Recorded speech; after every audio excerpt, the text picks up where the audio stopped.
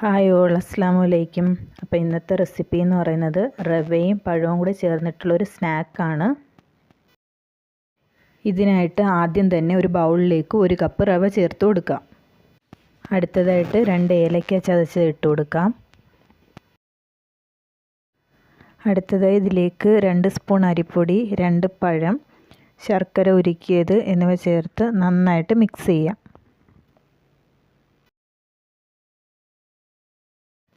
പഴമൊക്കെ നന്നായിട്ടൊന്ന് ഉടച്ചെടുക്കണം. നമ്മുടെ ഈ മിക്സ് ഒന്ന് 10 മിനിറ്റ് റെസ്റ്റ് ചെയ്യാൻ വെക്കണം. അതിനുശേഷം ഈ ഒരു ഷേപ്പിലാക്കി നമുക്കൊന്ന് ഫ്രൈ ചെയ്തെടുക്കാം.